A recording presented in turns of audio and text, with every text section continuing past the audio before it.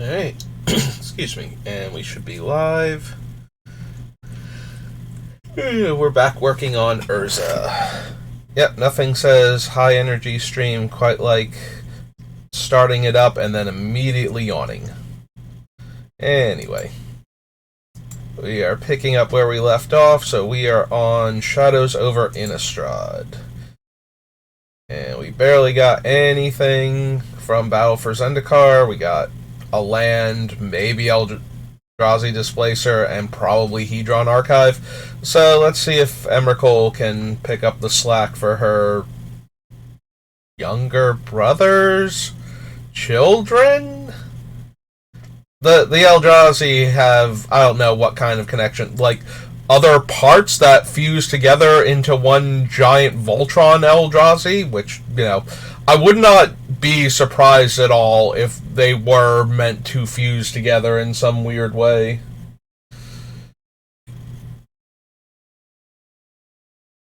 Hey, there's the opposite of intangible virtue, which we have zero interest in because we are mostly token-based. So we can skip that one. Don't need Aberrant Researcher at all. Angel deals damage if there are 4 more card types in your graveyard. Exile target creature an opponent controls.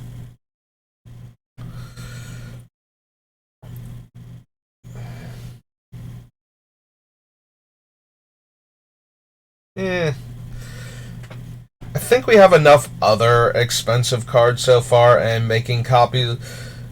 Every time I look at one of these things, that'd be like, yes, we could turn it into an artifact and then start making copies of it with Urza, and then we would have multiple creatures with this ability. It always sounds cool at first until I think about it and go, I don't have enough room for all of these. Like, the things I want to turn into artifacts are primarily going to be the enchantment training grounds. Like, that's like my number one thing to turn into an artifact, I think, is to just get Urza down to like a 1 mana activation cost. But I do want other things I can target, otherwise it's kind of pointless to bother with the liquid metal coating and the torque and whatnot.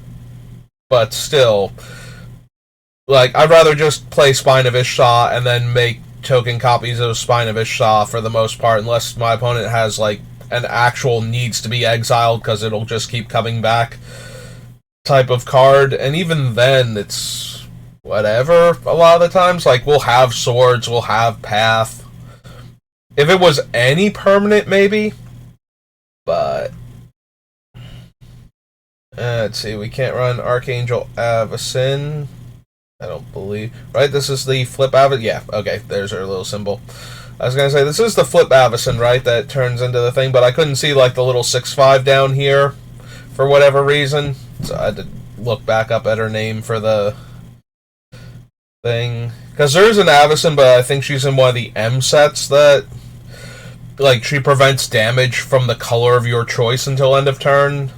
And she's, like, triple white and 2.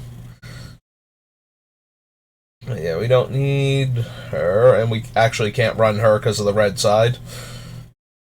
More accurately. Yeah, I would probably run her if it wasn't for the flip side being red. Just as a way to go, oh, my stuff's indestructible this turn. You can't kill it. Yeah, we don't need Awoken Horror. That'll just bounce all of our cool robots, and I want our robots to be in play, thank you. We don't need, like, Clue or Food or any of those other tokens. Like, yes, we can make 1/1s that are those things afterwards, but... And there is a certain amount of value being able to do that for, like, if we put in the... What's that one from the Modern Horizons 2 that whenever you make one of the 3 token types, it makes the other 2 for you on top of that? Because I think the way it's worded, it might even actually make them 1/1 soldiers. Because it's a replacement effect. Similarly to how if you have Doubling Season out and you have a thing that puts a token into play tapped and attacking, and that token dies at end of turn, the other copies will also be put into play, tapped and attacking, and die at end of turn.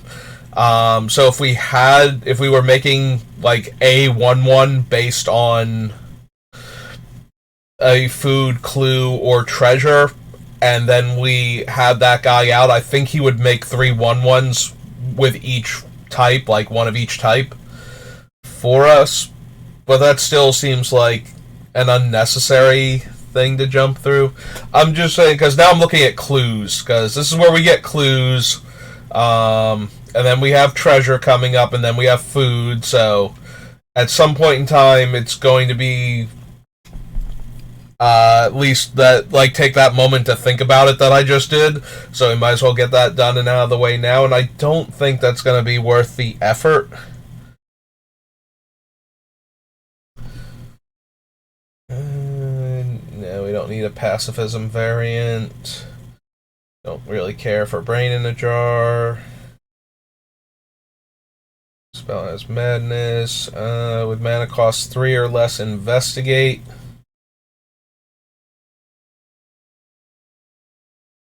So, the other, Mentor of the Meek and Welcoming Vampire, are both based on power. Bygone Bishop is based on casting cost. So if we clone smaller things, we would still get to investigate.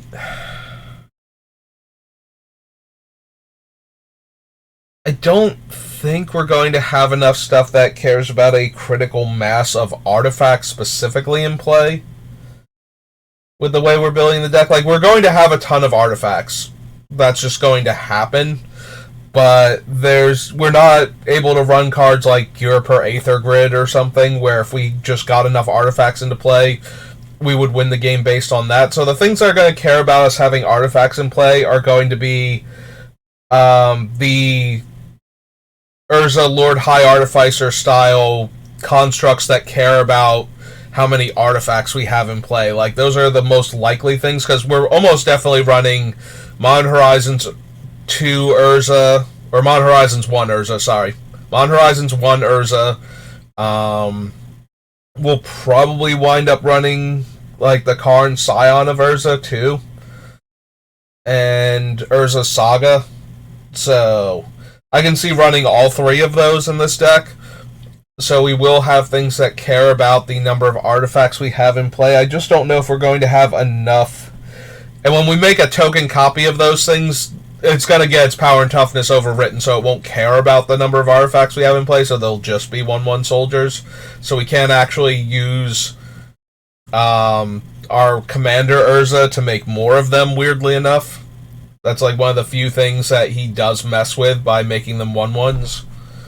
So I don't know that we want a thing that's going to make a lot of artifact tokens in the deck. Like, I don't know if we're going to have enough payoffs for having all of those artifacts in play. We might.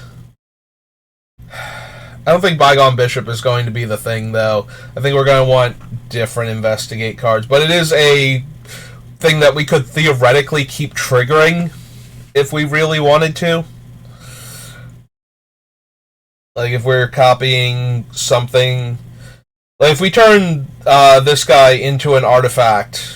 Oh, wait, he's cast a creature spell. I'm sorry, I completely missed that part. I'm so used to them being comes into play effects on Bygone Bishop, I did miss that he was cast a creature spell. Which makes sense, because then every time you made a token, he would investigate, and that probably would have been too strong for, like, standard or limited with this guy. Okay. Never mind. It did make me stop to think about, like, how many things I'm going to have that care about critical mass of artifacts, because we can't run Talaran Academy because it's banned. A lot of the things that we have that super care about artifacts are going to care about them either being in our hand or being things we can target with Urza. Like, there's not a whole lot of payoffs for just having 10,000 artifacts in play. Like I said, if you have something like Europe or Aether Grid where you can tap 2 untapped artifacts to deal a point of damage, having 10,000 artifacts in play means you get to win the game. Like, you get to kill all of your opponents because you get to deal 5,000 damage divided how you choose. With this deck, we are going to keep making copies of things, either because we get Urza down to a low activation cost and we get like Clark Clan Ironworks out and just go infinite and kill the opponents that way, or we're just going to keep making copies of the same thing every turn cycle to keep the game mostly in check and to stop the players from building up. So, like, we're going to make, like one or two Spine of Ishsas in a turn cycle and blow up, like, the two most, like, scariest permanents that have come into play or that are still in play since the last time we were able to activate Urza and target Spine. Like, that's how we're going to win these games. We're not going to win the game because we have a thing that says we deal a damage to our opponent for each artifact we control type of card. Like, there's not going to be anything in our deck like that, I don't think. And the biggest payoffs for sheer volume of artifacts are going to be, like, the Star Golem tokens. So, I don't think we need like anything specifically that is generating those types of like generating large numbers of artifact tokens. Like when I did Grixis Artifacts Matters, I do have Gear per Aether Grid in there because I make treasure tokens so often that you can just use them to kill opponents after a certain point. But I don't think we're going to have that in here. I could be wrong though, like I could come across more cards that care about the number of artifacts we have in play to determine the effect. But we need something that scales with our artifacts in play for that to be anything that we actually actively care about. So, I don't care about and exclude that exiles. Don't need Drogskull Cavalry. And a battlefield they investigate. You can play that from the graveyard. Black activation. Exile any number of target creatures I control. Return those cards to the battlefield under their owner's control at the beginning of the next end step. No. Battlefield make 2 spirits. Oh no, if a creature I'm sorry, I thought this was a completely different card. I'm basically treating it like Belfry Apparition, or whatever it's called, from Guild Pack, but yeah, I'm like, wait a minute, that's not what that card said at all. It makes a 1/1 if a creature died this turn. Doesn't ever make 2 of them at all. Yeah, for some reason, I think I thought the artwork was the Belfry Apparition at first, and I just kept going from Guild Pact, where it makes the 2 1/1 bat tokens for 5 mana. Return to their owner's hand all creatures with toughness less than or equal to the number of islands you control. We're going to be short on basic lands in this deck, so even if I wanted that, I would need a similar effect that didn't care about specifically islands.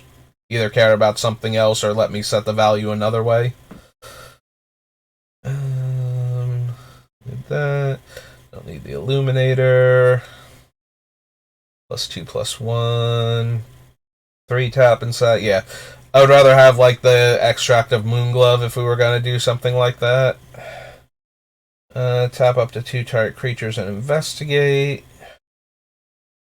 Enters the battlefield, investigate. Whenever you sacrifice a clue, you mill 3 cards from a player's deck. You have your upkeep, you may discard all the cards in your hand and draw that many cards.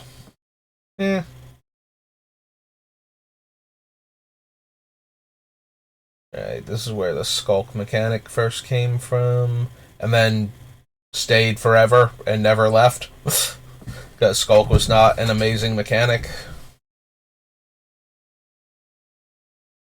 Control 4 more creatures, and then it has power and toughness based on the creatures you have and starts making dudes. I think it starts making dudes. Server error application runtime. Huh. That's weird. Is that going to happen to every card if I try and click on it, or is it it's literally just Handwire?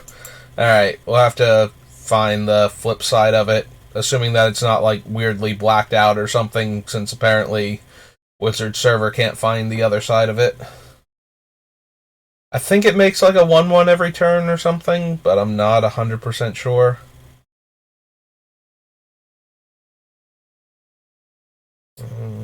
Creature has vigilance, haste, and trample. Against hope. Yeah, nope. Power 4 greater and investigate. No. Delirium gets extra power. No. No. No to that thing. Scry 1, draw a card, return a creature to owner's hand, and you get an emblem with whenever opponent casts their first spell each turn, counter that spell. Don't think we need Jace. Investigate. Madness for blue. There's a battlefield. If you control another zombie, you may draw a card and discard a card. You may exile another target creature until Lunarch Inquisitors leaves the battlefield. No. Is an artifact that could make more artifacts, but again, I don't think we need that. For each equipment I control.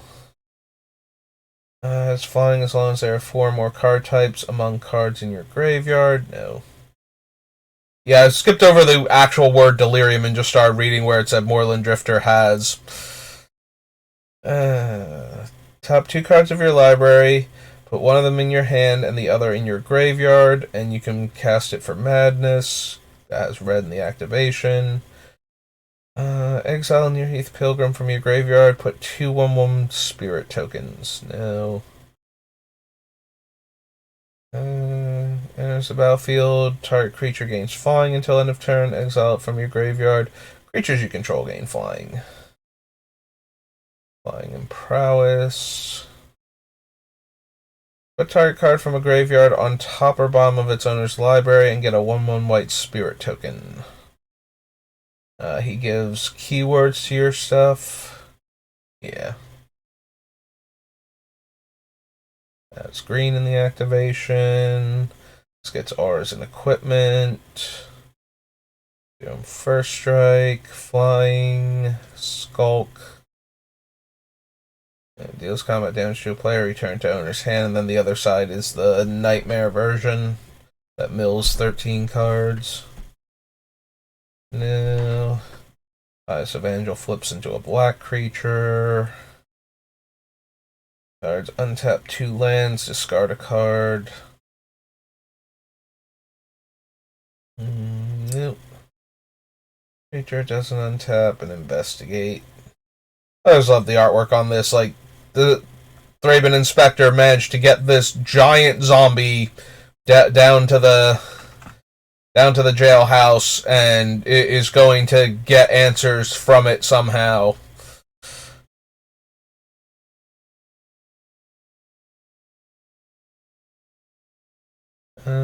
Retire attacking or blocking. No. Rattle chains. No.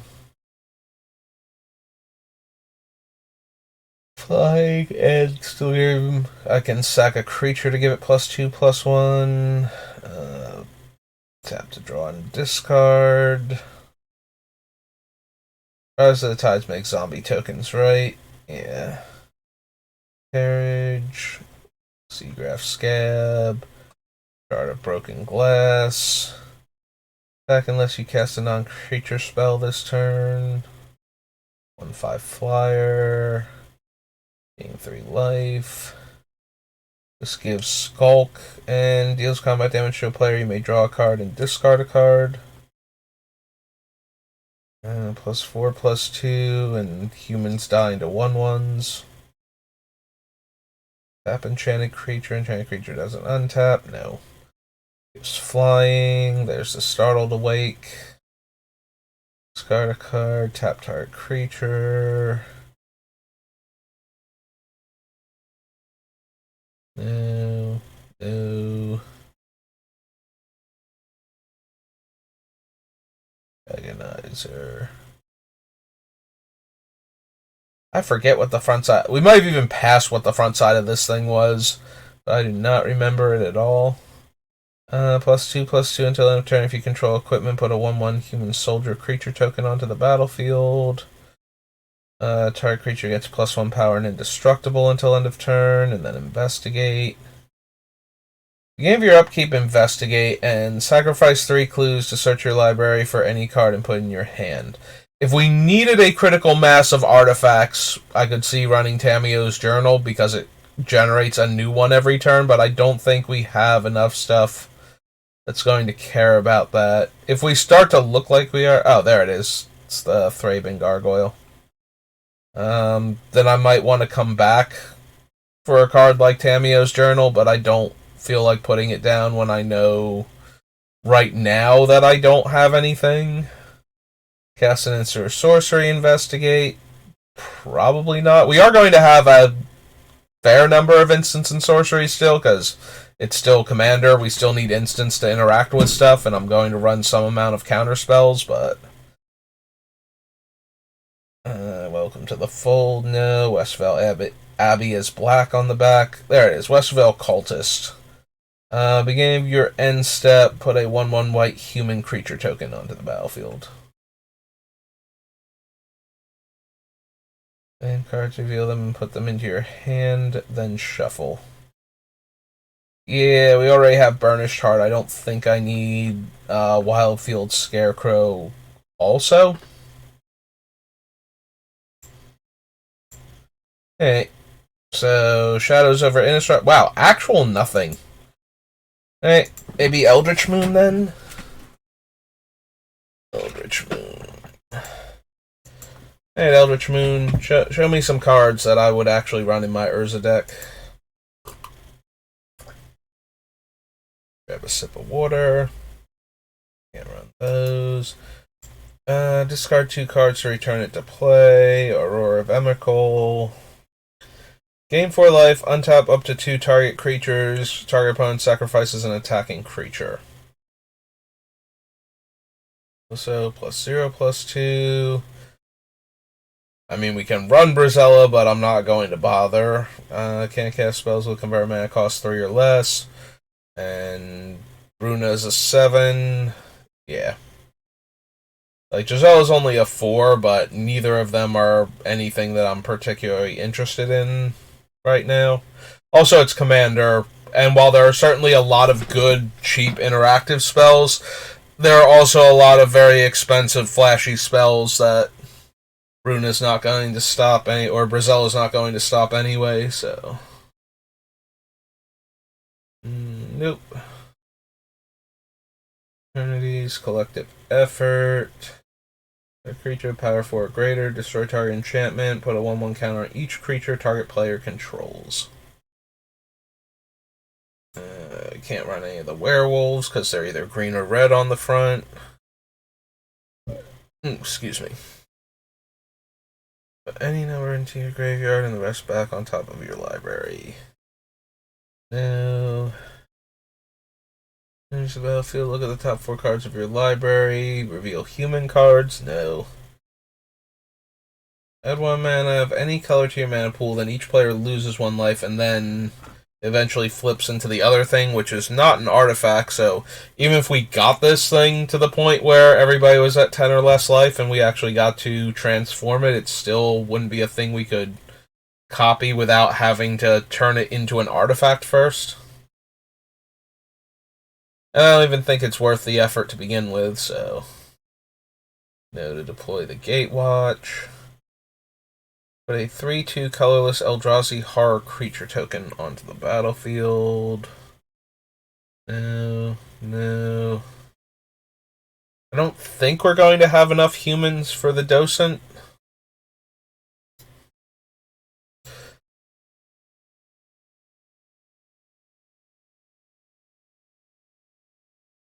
Like, we could theoretically run it, make a bunch of humans, and then flip it and turn the flip side into an artifact and buff all of our stuff, but we already have... Like, I'd rather just make good artifact creatures and then buff them with Urza. I mean, granted, the Docent does give flying, so flying artifact wizards would be, something, but... Battlefield, other creatures you control get +1 toughness. Has hexproof as long as it entered the battlefield this turn. for target permanents. Ooh, excuse me. I guess the one nice thing about Emerge is that whatever we copy with Urza keeps its casting cost, so we could theoretically sacrifice a token to the Emerge and still get a reasonable discount. But I don't think there's anything quite impressive enough to emerge in Commander. Like, maybe some of the other ones. I don't think the blue ones, because Elder Deep Fiend is like one of the best blue creatures to emerge with, and it doesn't really do anything in Commander. Like, tapping 4 of your opponent's creatures and deploying a flash 5/6 in either limited or standard at the time was a pretty big game, but it's nowhere near as impressive in Commander with the other stuff you could be doing. Don't really care about Emrakul. It's a werewolf. Substitute speller ability. Opponent controls exile Eternal Scourge. And you can cast it from exile. Yeah. Come on, Eldrazi. Make an Eldrazi. Yeah, I don't think so. Dies, draw a card. Meh. Lifelink. The werewolf. Good old Scarecrow. Attacks, tap target creature defending player controls. There's the final iteration, which is the backside of the docent. Fogwalker. Oh, I couldn't remember final iteration. I knew it was colorless. I couldn't remember if it was actually an Eldrazi, but it is. I suppose that makes as much sense as everything else becoming an Eldrazi. It's already a mutated human fused with an insect, so fusing it with other stuff and then making more of itself.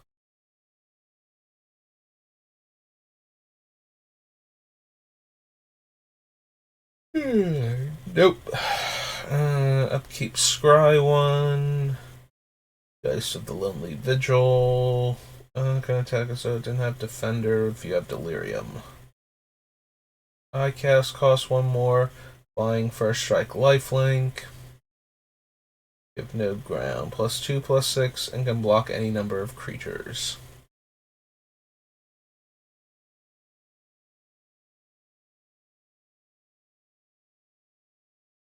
Pilgrim enters the battlefield. Target creature gets +1/+1. Can't run the other half of that. Also, I can't run this half either. The land has red and 2 different activated abilities. And I kind of forgot about that because I was focused on the actual other creature being red. But yeah, the land itself has red color identity too.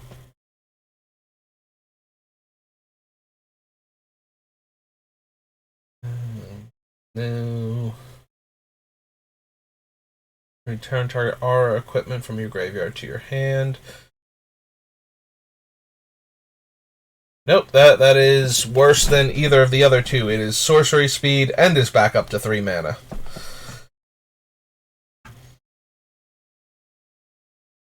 That is probably why I think there's a instant speed 2 mana exile an artifact or enchantment card somewhere. Is because there have been so many almost that but not quite along the way that I probably just made it up in my head that there's a superior disenchant that exiles the card in white. I wouldn't be surprised if there's a green one somewhere, but lifelink flips if you've gained enough life, but yeah. Cast a spell, sacrifice Lunar Force, and counter that spell. Dark Mantle, Lupin Prototype. No. Whenever an opponent casts their first spell each turn, that player exiles the top card of their library. If it's a non-land card, you may cast it without paying its mana cost. Very potent effect, and we could make artifact copies of it, which would also just exile the opponent's decks very quickly. Like, every time they cast a spell, each copy would exile like a card off the top of their deck, even if we didn't bother casting them.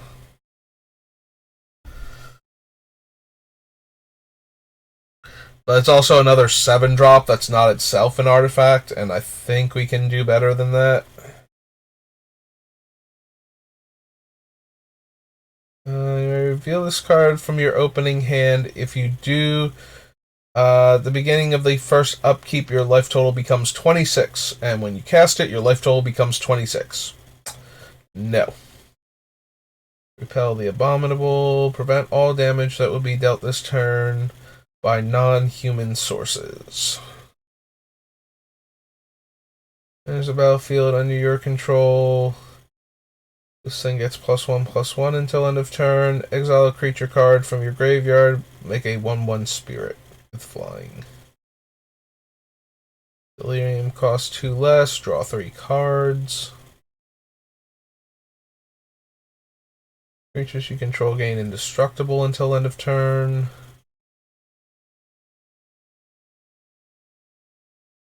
Selfless Spirit might be something I would be interested in cloning. Like, turning into an artifact so I could make another copy of it. Just so that way I could sacrifice the copy and give my stuff indestructible until end of turn. We're definitely a go-wide, spend a lot of time building up an army type of deck, so having another way to make our stuff indestructible might be something I'm down for.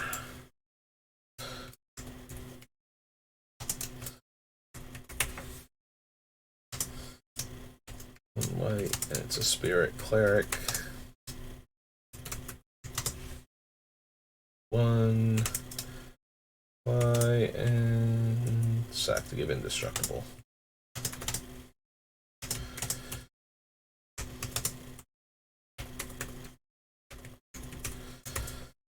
Yeah, I haven't had to write the full text out for most of the cards I've been picking, so I feel a little less bad about the amount of time it takes for me to do that on stream. Oh, hey, there's Spell Queller. It's been a while since I've seen him. Has to be specifically 4 or less. Then when he dies, they get their spell back. +0/+2. Enters the battlefield, tap all creatures your opponents control. I do like Summary Dismissal as a counter spell. Being able to counter uncounterable spells and counter activated abilities and triggered abilities that are on the stack. Like, there's a lot to like about Summary Dismissal in Commander. So I'm gonna add it to the list and then see if we have enough room for it. Type of deal, like, because we're going to run Counterspell and Mana Drain basically regardless, and Force of Will almost definitely. But Summary Dismissal just hits so many things in Commander that you usually can't afford to run the different cards that would all work with it. So Summary Dismissal exiles other spells off of the stack, so that counters anything that is uncounterable by just removing it from the game before it resolves. And then it counters all abilities that are on the stack also. So the cast it's meant to be the cast trigger for Eldrazi's. Like any Eldrazi creature, that's when you cast this creature, do this. While still being able to stop the Eldrazi itself. But the fact that it can also just be used, like, if your opponent, I don't know, activates Door to Nothingness and targets you, you can Summary Dismissal to counter the activation of the door. You can use it to stop an O-Stone from popping. Just ultimating a Planeswalker. You know, if you didn't counter the Planeswalker for whatever reason, and it's been in play for like a turn or two, and their opponent's been proliferating, or it just has a cheap ultimate, and you can stop the ultimate from going off. Basically anything like that, and that kind of versatility and it's only 4 mana for the card. Like, this and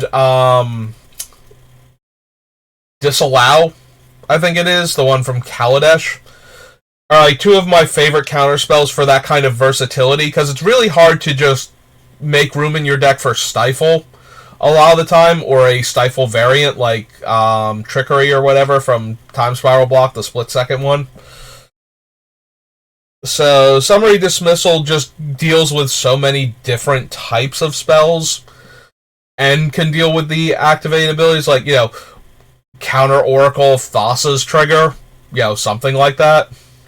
Just the ability to do that and to have that in your back pocket is usually it usually makes a card like Summary Dismissal worth a slot in your deck. And again, the ability to counter spells that are normally uncounterable. I'm thinking things like Obliterate. What else? Anything that's being protected by something like Boseiju, who shelters all, not, newer Boseju's original recipe Boseiju, which lets you pay 2 life to add a mana, and then when you cast an instant or sorcery with that mana, it gains can't be countered.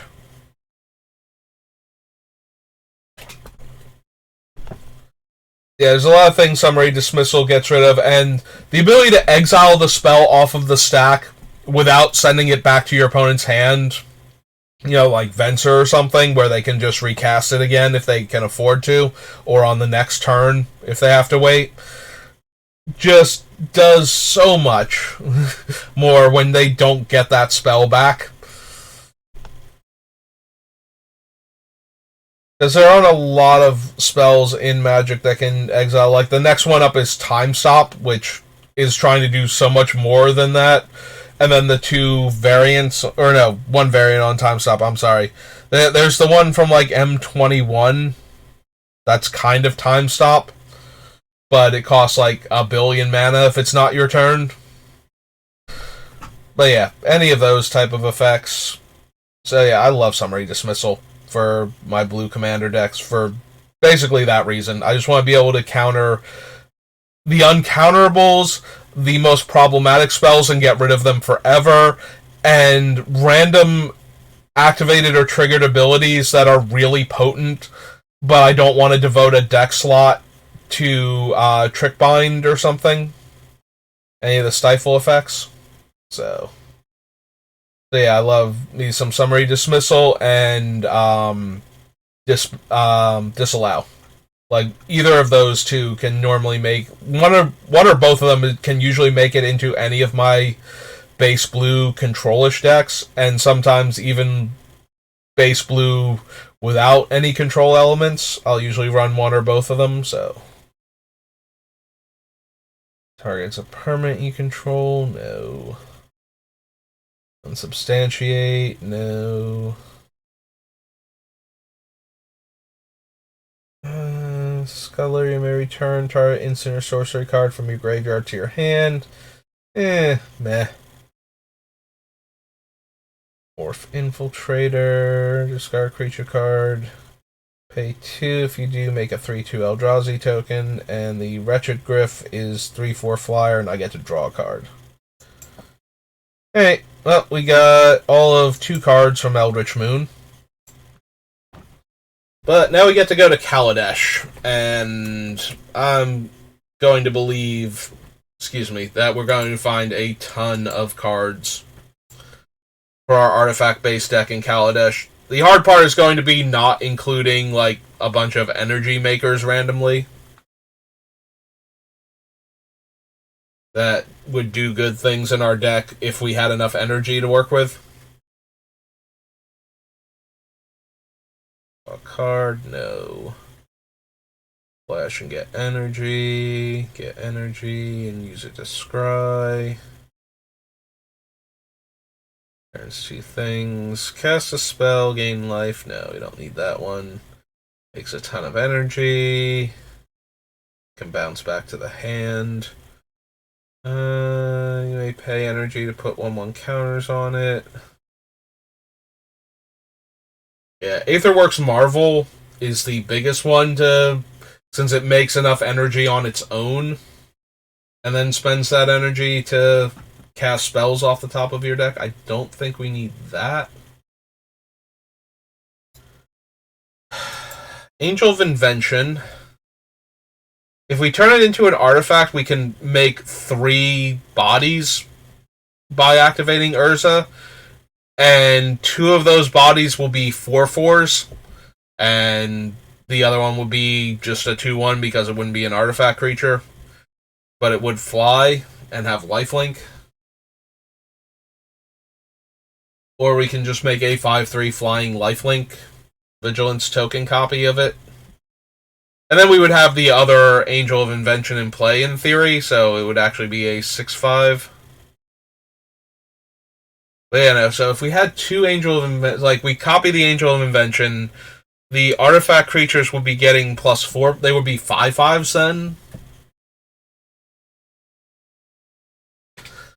I don't know how many Anthem effects we need. Like, I already ignored a bunch of other potential Anthem effects, although those were very soldier-specific, I believe. So maybe because this one is an actual, just straight-up Anthem, I might be interested in it. Also, it making artifact creatures that Urza then pumps up, even if the token copy of the angel itself is not an artifact.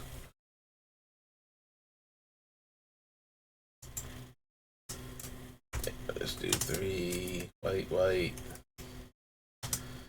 angel 2/1, and I'll put the rest of the text later.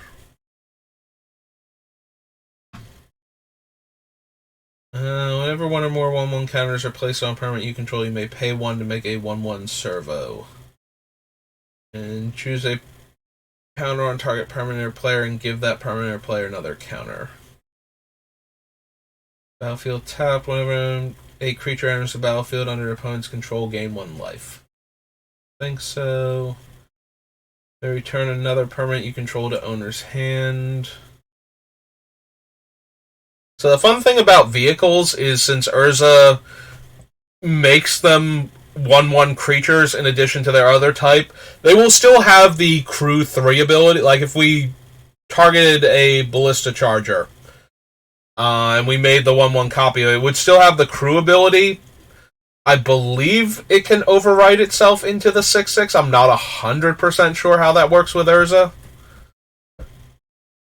But even still, it will be a 1/1 buff to a 3/3 because of Urza. And whenever it attacks, it will deal 1 damage to target creature or player. Like, it is a creature. The fact that it is also a vehicle and has a crew cost is basically irrelevant at that point.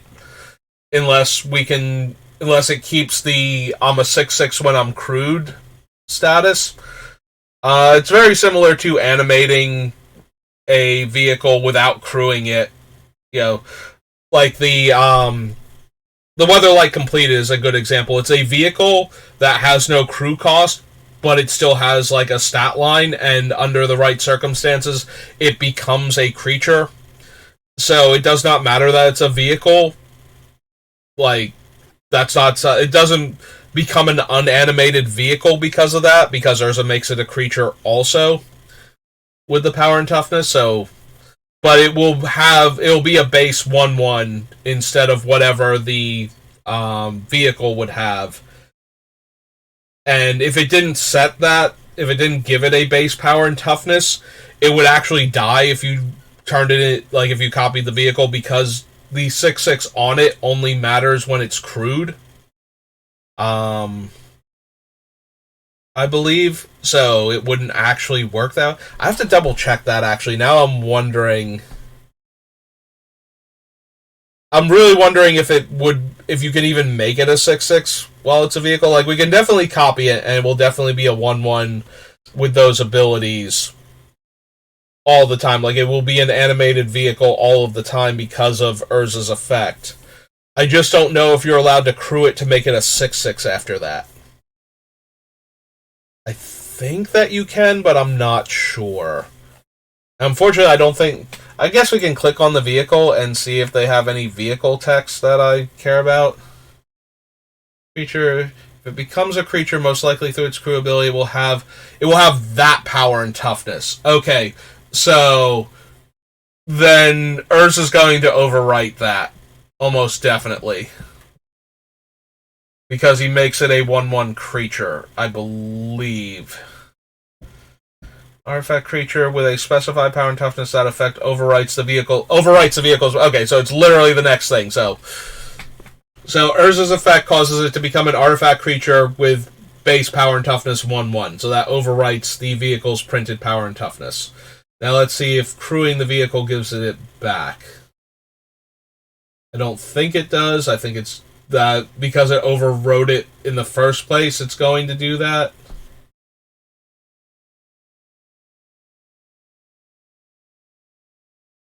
And tap creature you control. You may tap creatures that crew a vehicle aren't attached to or related in any way. Once a vehicle becomes a creature, it behaves exactly like any other artifact creature. Activate crew ability of a vehicle even if it's already an artifact creature. Doing so has no effect on the vehicle. It doesn't change its power and toughness. Okay, there we go. So yeah, what's going to happen is if we target a vehicle, we get a 1/1 baseline version of that vehicle, and it technically has the crew ability, but unless we're trying to avoid having to attack goated creatures into bad board states, that effect won't really matter. Alright. So making a copy of Bomat Bazaar Barge would let us draw a card, and it would just be a 1/1. So that's not anything. Yeah, I think if I'm going to care about that, then I care about... Yes, that comes into playability on the Bomat Bazaar Barge is fine, but we can get that on like a 2-drop that's doing more for us by letting us draw cards earlier to try and hit land drops or dig to spells later that we can cast in the same turn.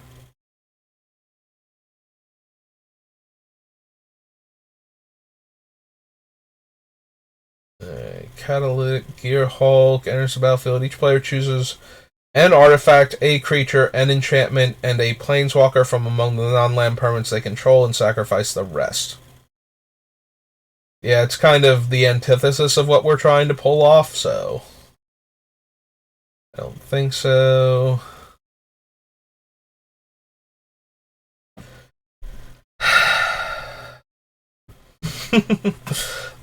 So the one thing I do like about Chief of the Foundry is it's out of range of a lot of the smaller Pyroclasm infest type things, which is very important because Norn, Massacre Worm, and to a lesser extent Demon of Dark Schemes show up in a lot of commander decks.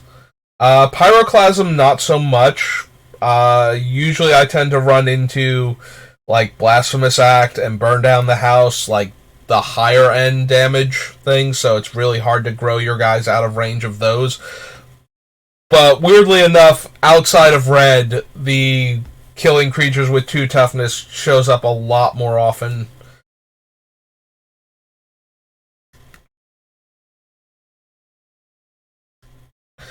And the biggest, like, why I bring that up is because if it doesn't initially kill the things that are pumping it, then it usually doesn't kill any of our creatures.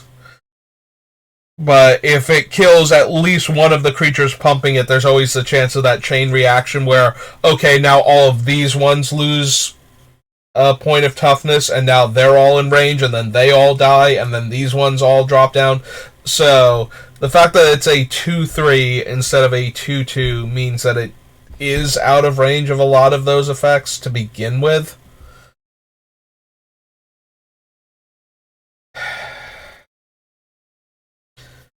I don't know. I just feel like the Anthem effects are so unnecessary in this deck. Like, either I have a billion creatures and I'm fine, or I don't have a billion creatures and the Anthem effect isn't, doing anything anyway. Like, yes, it's fun when I just keep making Chief of the Foundries and they grow exponentially because all of the chiefs are giving all of the chiefs, like 5 chiefs gives all of my artifact creatures an extra +4/+4. to each of the chiefs, and +5/+5 to all of the other ones. So that is amusing, but I don't think we need Chief of the Foundry. Makes a 1/1 and sacrifice it to make a 1/1. Yeah, don't really need that. And all damage will be dealt this turn by the source of your choice. I think we'll have enough other 3-drop mana rocks, basically. Like, I'm much more interested in making Darksteel Ingots and Skyclave Relics. Hello, Subscorpion. And welcome to the chat.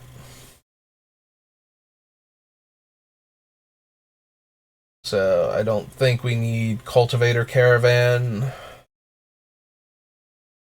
Makes things unable to activate their abilities. Probably not. Get energy. No. Power 2 or less. Meh. Return permanent you control to owner's hand. No. Until end of turn, up to one target creature gets -3 power. Activated abilities can't be activated. Gain 2 life, draw a card. Opponents can't untap more than 2 permanents. Meh. Hey, look, it's Dramatic Reversal. All we need now is Isochron Scepter, and then we could be extra annoying with all of our artifact mana. Yeah, I don't think I want to bother with that particular infinite combo. Although we could. I think Urza's got enough infinite combos, though, all in and of himself, without needing another infinite mana generator on top of that. Takes 2 1/1 colorless Thopter tokens. Yeah, it's basically like, yes, the Thopters are better than the servos from the Angel, but that's basically the same thing if we're cloning it. Exile target creature an opponent controls until Fairground Wardens leaves the play. Alright, so that one. I forget if Fiend Hunter is worded like the old ones, but if it was, we should have seen it already, so we're doing them in order. Haste and Trample, and they'd be 3/3s most likely. Well, it's going to be hard for me to not run Foundry Inspector, at least consider it, with all the artifacts we have. So let's go ahead and add him to the list. Construct. 3/2. Destroy target artifact or enchantment with convert mana cost 4 or less. Destroy all creatures, gain 1 life for each creature. For each artifact you control. Vehicle gains first strike. The Orrery. The Glassblower, Puzzle Knot. Or look for an artifact. No. Counter target spell, choose new targets, or copy it. +1. 4 tap, sacrifice it. Search your library for an artifact card, reveal and put in your hand. Activate only if you control 3 or more artifacts. Yeah, the biggest strike against Inventor's Fair is it's going to be another colorless land in our deck if I run it, but I still think I want to consider it just for the ability to tutor up some of our more powerful artifacts. Servos and Thopters get +1/+1 and make a servo. Instant or sorcery. Yeah, I don't think we need metallurgic summons.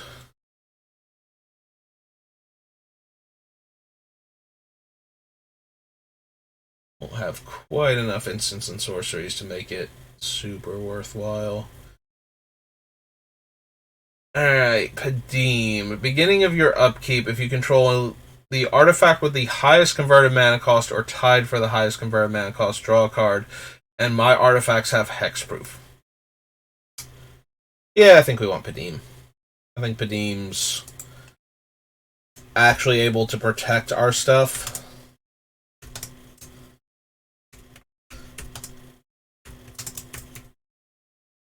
Also, if we turn Padim into an artifact, she'll gain hexproof for as long as she's an artifact, so she is a Vidalcan Artificer.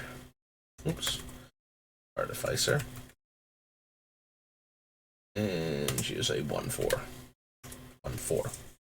Alright. Okay. All better.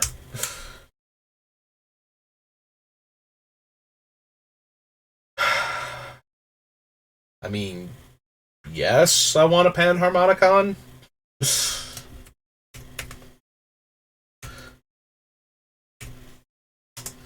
Or at least I want to consider one. As always, it will be how many actual comes into play abilities we wind up with, but I feel like Panharmonicon will have all of the... Like, I feel like we're going to have enough comes into play abilities by the time we're done. And whether or not we run Panharmonicon, or if we just want to put New Norn in, assuming she doesn't get, like, immediately banned for making Sheldon sad.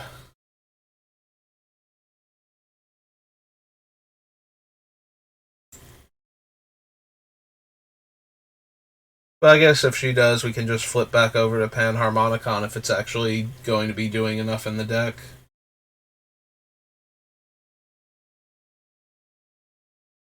So, create a token that's a copy of target artifact, and create a token that's a copy of target creature, except it's an artifact.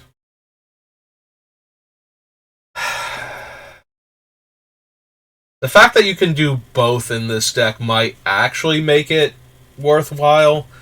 Like, for the most part, we just want to have Urza be making the tokens, and then have the other things care about the tokens we make. But actually getting 2 tokens out of this, and having the creature token become an artifact, so that way we don't have any of the drawbacks of, you know, liquid metal coating the creature or whatnot to make it a artifact so Urza can copy it. So I'll at least consider it. We'll add it to the list. Artistry. As for blue. Yeah, the biggest strike against it is that it's a sorcery for such a relatively high mana cost. Tap creature owner's hand, self-assembler, don't think so. Servos, no. Flagship is legendary, so probably not. Smuggler's Copter. Yeah, no, it's Smuggler's Copter. I will consider Smuggler's Copter. Like, activating Urza, making a bunch of 3/3 flyers that loot every time they attack or block.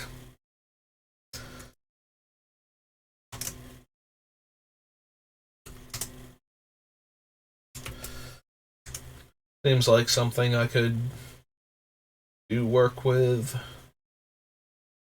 So Dromedary, no. Draw 3 cards. If you control no artifacts, discard a card. Thriving creatures. I do love Tiny Turtle, but only in limited.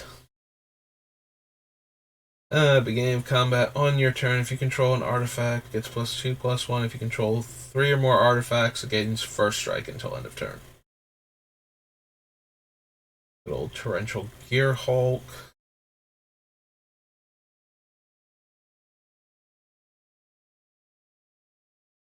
He's only instants, right?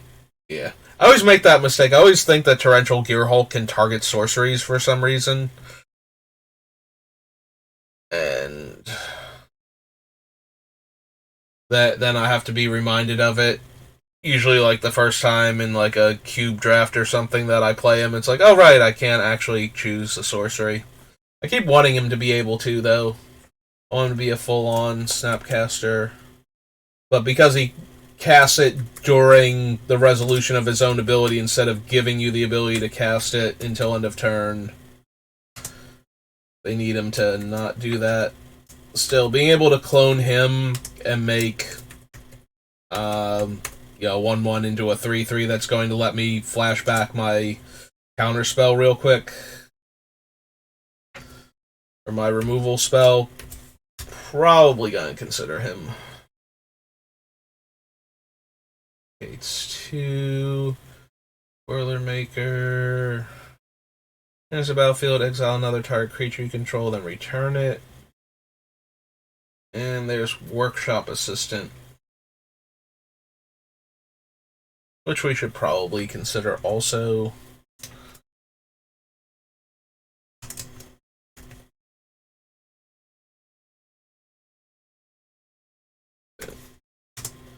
A 3-mana construct. I think I'd be able to remember that he's a 3-mana construct by now. With how often I add him in my artifact-based decks. Okay. And onward to Aether Revolt. Eventually we will find...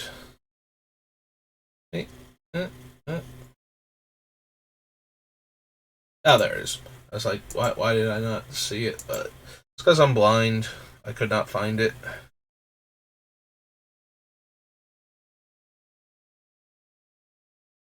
Turn another target creature you control to owner's hand. Modifications. Vehicles have flying.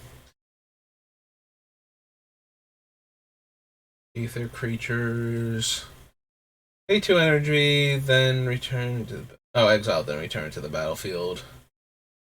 Harvester's okay.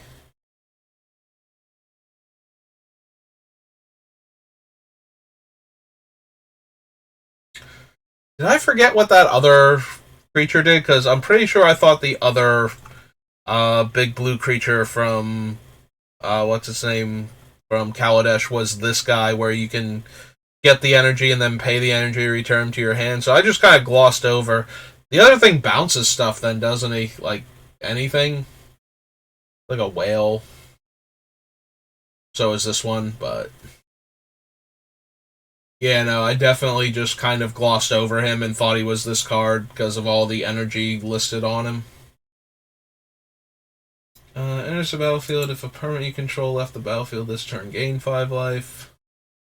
+2, return target creature you control to owner's hand. Artifact creatures. Since and sorceries are cheaper. And counter spells let me loot.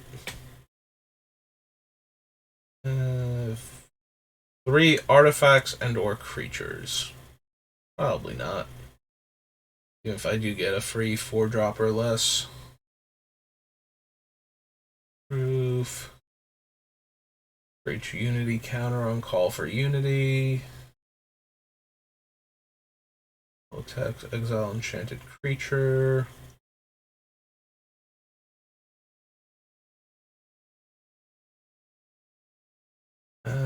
Exile all artifacts your opponents control until it leaves the battlefield. Nope. Here's makes a 1/1. Activating ability of an artifact or creature that isn't a mana ability gets +1/+1 until end of turn.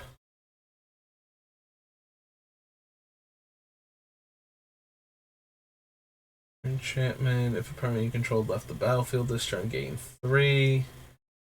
Damage device you choose among 1, 2, or 3 attacking or blocking creatures. There's Disallow. I might still want, even though we have Summary Dismissal.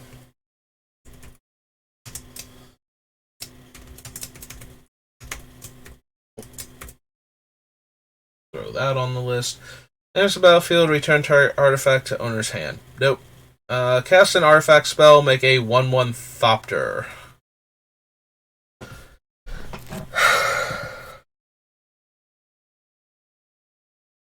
We are casting a lot of artifact spells, but I don't think we like do anything that loops casting them. Like there's no getting them into the graveyard and then back into our hand, or play this artifact to bounce another artifact, to play that to bounce the first artifact, to keep making Thopters off of them. So I think we'd rather stick, like, so far we've got the Sharding Sphinx, which can snowball. I don't think we need efficient construction.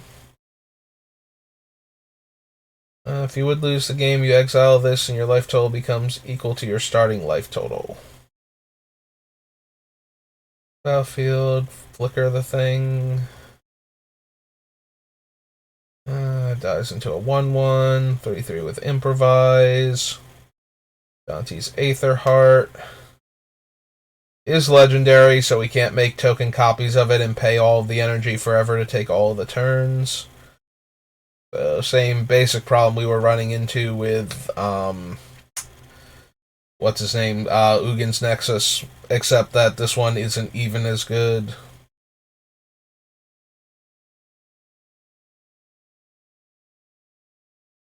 Remove a loyalty counter from Planeswalkers to crew it. Alright. Art of Kieran. Sitting here acting like I've never seen it before. Yeah. Sacrifice Hope of Gearper until... Alright, this thing's legendary also, so making token copies of it isn't going to do much, since we're not going to mirror box or anything. Can't cast non-creature spells. Yeah, it's not even doing enough on top of that.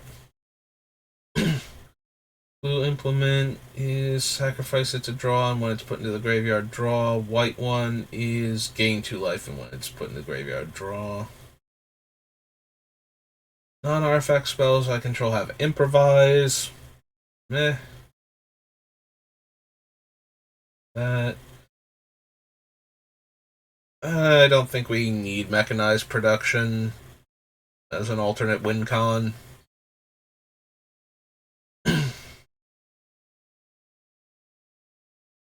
Tap X untapped artifacts you control. Look at the top X cards of your library. Put one of them in your hand and the rest on the bottom of your library in any order.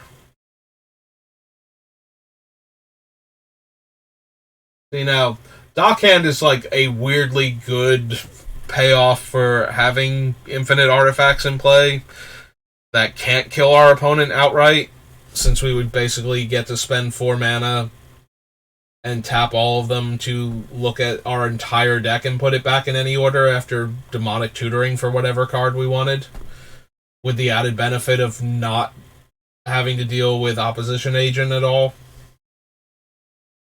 But I don't think we're going to actually get that many artifacts into play without winning the game anyway, so... Controller pays 3, no. Tap another target artifact or creature I control. Ornithopter, Pacification Array, Paradox Engine's banned. Nope. Battlefield, gain 3 life. No. Don't need the planar bridge. Target artifact you control gains tap, draw a card for as long as you control Quicksmith Spy. Blah. There's a battlefield, tap, sacrifice it, search your library for basic land, and put it in your hand. Gain 3 life, get 3 energy. Turn up to 1 target artifact card and up to 1 target enchantment card from your graveyard to your hand. So, real quick, we're on Aether Revolt. How many enchantments do I have? We have Copy Artifact, Aura of Silence, Intruder Alarm, Reconnaissance, which we might not even be running, Squeeze, which we also might not be running, Mystic Study, Dismantling Blow targets enchantments, as does Hana, as does Cloud Chaser, Mobilization, which we're probably just going to take out for the one from Innistrad. Oblivion Ring right now is still in. Training Grounds, which is the super important one. Tempered Steel. Intangible Virtue. That's the one I was trying to think of. Biden of Fossa is currently on our list. That one deals with it. Alright, so we pop back down here. We just go to Aether Revolt. So we have a decent number already. So I'm going to add her to the list. And we'll see if we wind up keeping enough of them to make her worth the effort. She's a Dwarf Artificer. 2-1. Oops. First Engineer. Color attacks, return an artifact you control to owner's hand. No. Scrap Trawler, maybe? Especially since we copy the casting costs. Like, that's one of the biggest things against Scrap Trawler is that tokens normally can't trigger it. But since we actually can, we might be able to do some much more interesting shenanigans with Scrap Trawler than normal.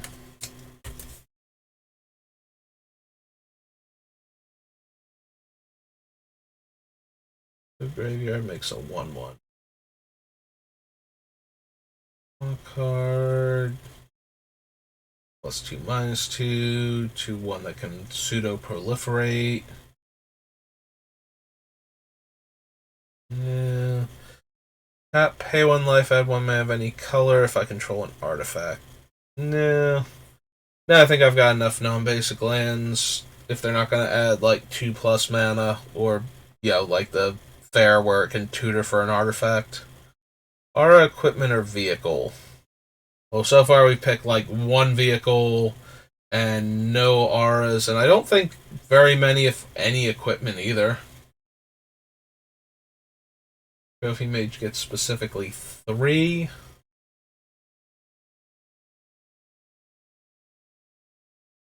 Yeah.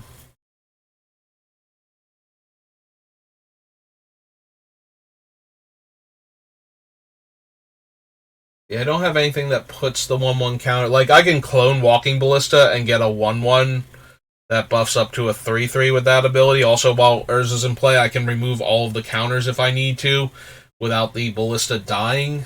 But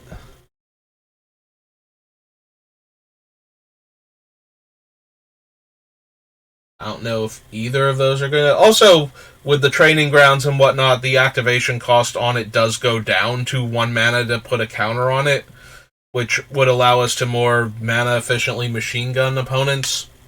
I'm talking myself into it. We'll add it to the list for consideration.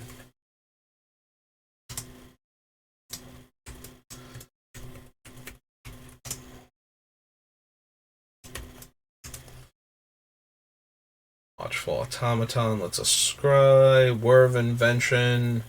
Search your library for an artifact card with convert mana cost extra. So we still need to pay triple blue to cast it. Even if we tap all of our artifacts to get, like, you know, if we can tap 9 artifacts in order to put in the Darksteel Forge, we still need triple blue.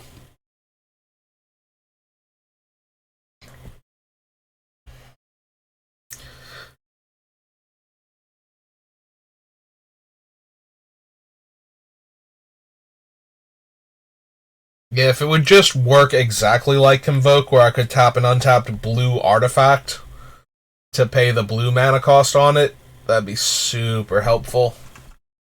I don't think we're gonna run War of Invention, but it is another tutor for an artifact, like, at instant speed and puts it into play, so I suppose I should at least consider it. So this is X, blue, blue, blue, and instant. Alright, and that brings us to a Monkhat. I don't think we're gonna get any cool artifacts. I don't think so anyway.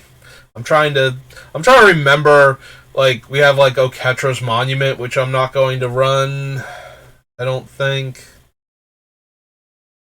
Like, there are some interesting creature tokens, thanks to the embalmed creatures, but... Alright, we get Anointed Procession. That is 1,000,000% going in this deck. This is where Anointed Procession is from.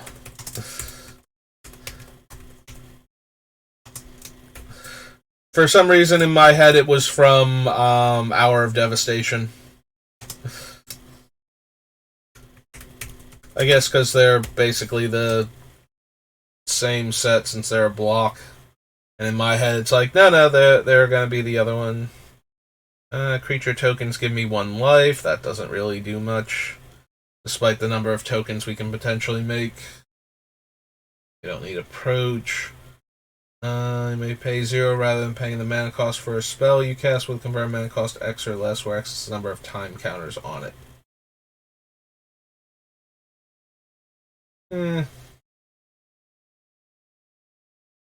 Mind Sensor.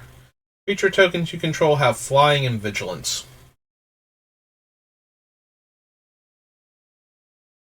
Maybe? Alright. Mirror Even Wind Guide. Come get on my list of things I'll consider a Bird Warrior.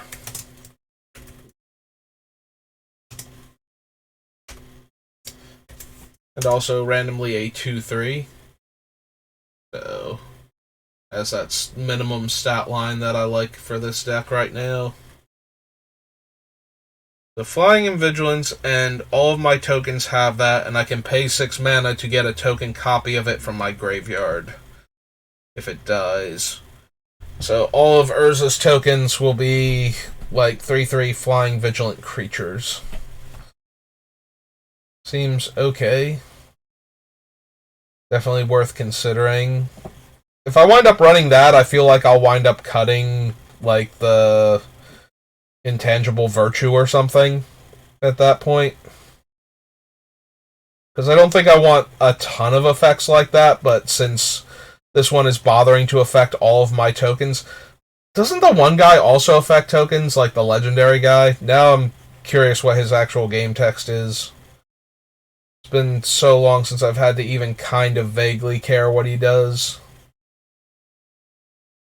I don't think we need Commit to Memory. Put the top 5 cards now. I did kind of bounce over the bird, though. Untap target creature, only if you control a Gideon Planeswalker. Okay. Creature had nothing for me. Return target spell to its owner's hand, and then you choose a card name until your next turn. Your opponents can't cast spells with the chosen name.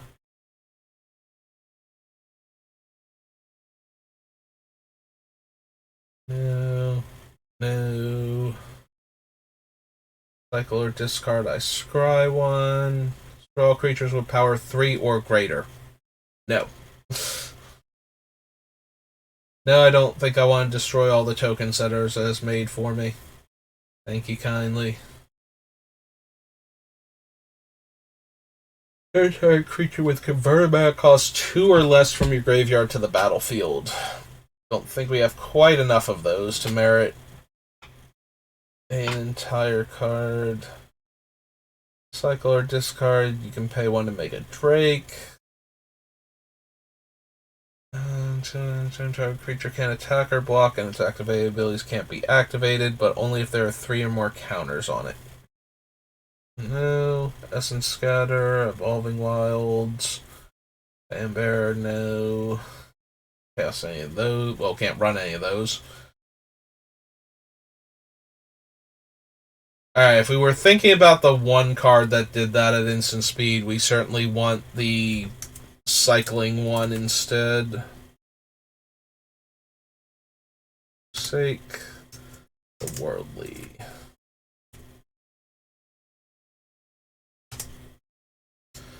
So it's 2 white, instant. Yeah, I'm not even sure if the other one was going to make it into the deck, but now it definitely doesn't, because we'll run this one over it. And then it becomes a question of whether or not Forsake the Worldly makes it into the deck. To the Afterlife, Gideon of the Trials.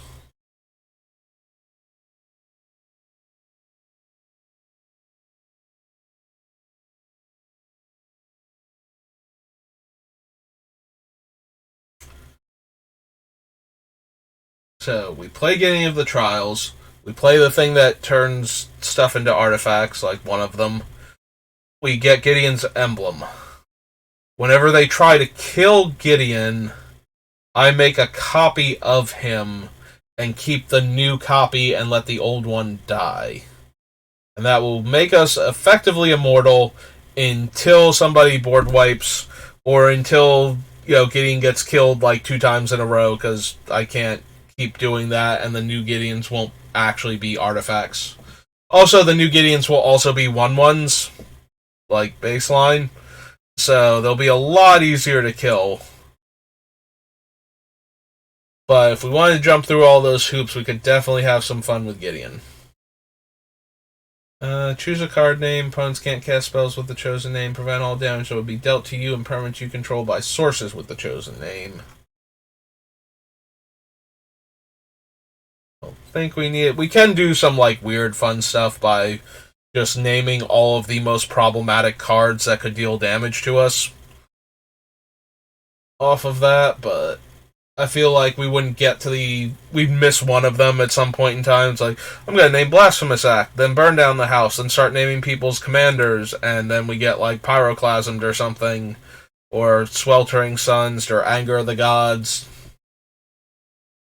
And then we get to be very, very sad.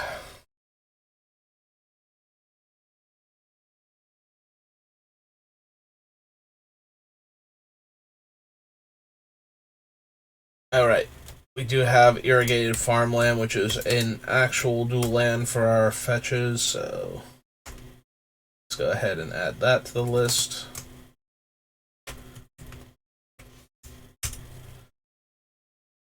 Hooray, more dual lands. You can't attack or block unless you have 7 or more cards. 4 mana, draw a card, then you may return a land you control to owner's hand. I think so. No. That one. There's the memory half of Commit to Memory. There's the battlefield, draw 3 cards. It's a 6-drop, and then as long as you have 7 or more cards in your hand, you can cycle for 0. Oketra makes Warriors. Can't attack or block unless you control 3 or more other creatures. Flying, Cycling, Embalm. There's Oketra's Monument. I did forget that the monuments were also legendary, so even if we made more Oketra's Monuments, we wouldn't have more Oketra's Monuments, so... Oracle's Vault, I don't think so. Same for Pyramid of the Pantheon. Oracle. Monuments.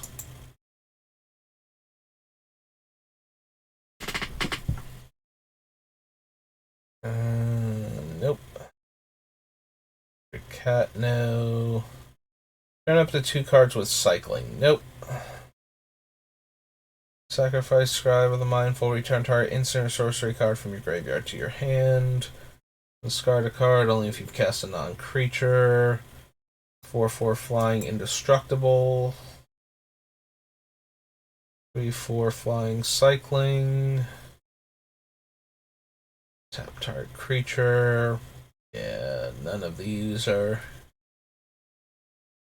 really making me thrilled about the prospect of running them. There he is. Temet Vizier of Naktamen. Beginning of your upkeep, on your turn, target creature token gets +1/+1 until end of turn and can't be blocked this turn.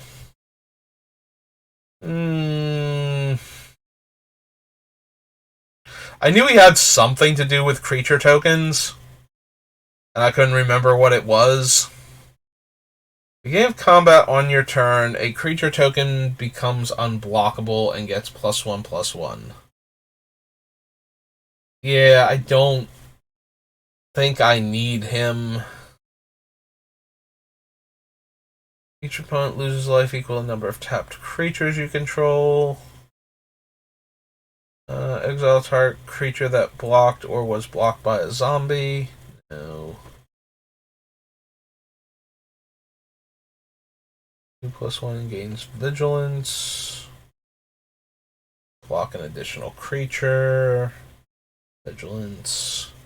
There's the battlefield. You may exile target creature. If it attacked or blocked this turn, return that card to the battlefield under its owner's control at the beginning of the next end step. Vizier's a clone. Yes, the Viziers are cloned. This Vizier is a clone. This is the -1/-1 counters can't be put on stuff. This is the untap one, and none of them are anything I'm super interested in. The opponent chooses 2 cards in their graveyard and exiles the rest. Not good enough. A lot of the times, if I want something gone, I want that specific card gone, not their graveyard in general. Alright, so that was a Monkette, so now we go to Hour. And we see if we can't find anything fun there. We only got Irrigate. Oh no, we got the Aven and technically Forsake the Worldly too. So that actually was way more cards than I thought we were going to get from Monkette. We don't cycle enough, so that's not happening. Block an additional creature, no. Don't want the kitty cat. X. Another attacking creature gains fly. That's what it was. Let's see. Flying Vigilance. 3 mana tap, exile another target creature, then return to the battlefield under its owner's control, and you can exert it to exile it until the angel leaves the battlefield. So no. There's the battlefield, you gain 3 life. No. Flash Flying. You draw cards equal to its power, and then discard 2 cards. And let's say pay 1 for each card in your graveyard. Other horses you control have indestructible at the beginning of each end step. If you gain life this turn, make a 5/5 horse creature token.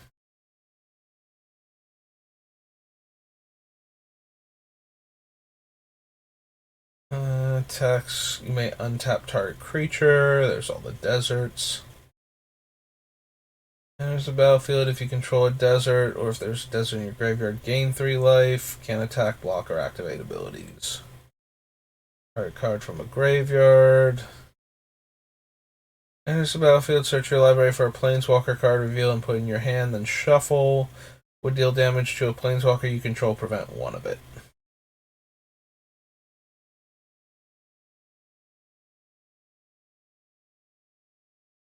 Nope. 1, 3, flip 2. Paxton isn't blocked, draw card.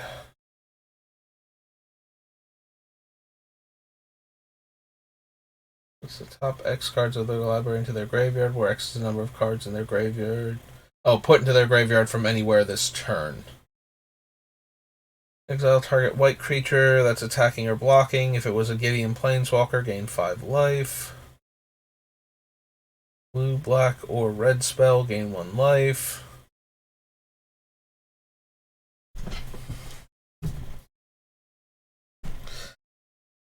I don't think we actually need the God Pharaoh's Gift. This is another one that I like to run when I care more about the token production.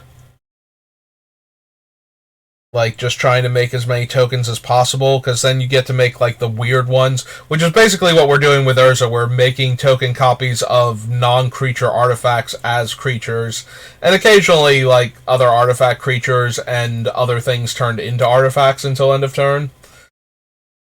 So we do get to make some of the weirder tokens that are fun to copy. But I don't know that we need a God Pharaoh's Gift on top of the other things that we're already doing. It is fun, though, when you exile, like, the 0/0 and bring it back as, like, a 3/3 or a 4/4 flyer with 3 1/1 counters on it, and then you can remove the counters and make Thopters. Like, that sort of thing is amusing.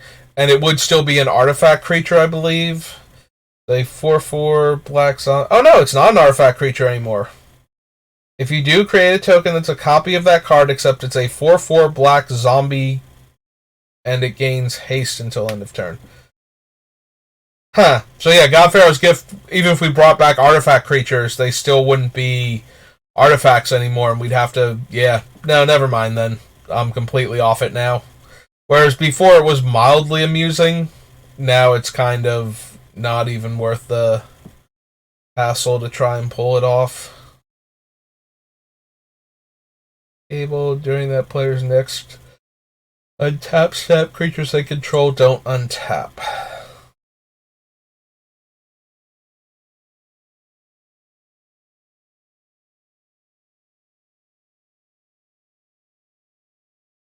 Counter target blue spell if it was a Jace Planeswalker Scry 2. No.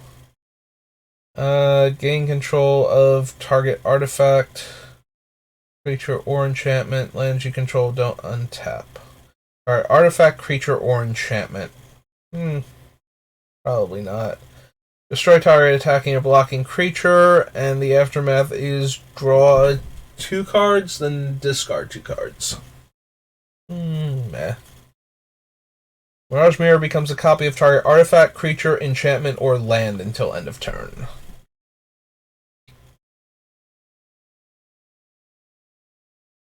I'm gonna be honest, that one kind of seems weird and silly if we could do that, where we make 1/1 living copies of Mirage Mirror, and then all of the Mirage Mirrors have the ability to become copies of other artifacts and or creatures, and technically enchantments are lands also, but other artifacts and creatures we control.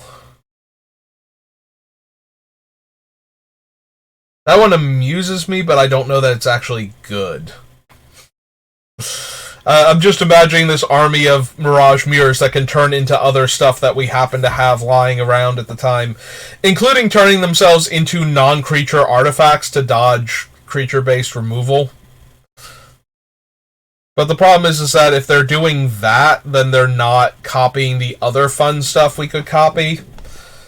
So I'm going to guess that the answer ultimately is no, we don't need that, but it did amuse me to imagine that.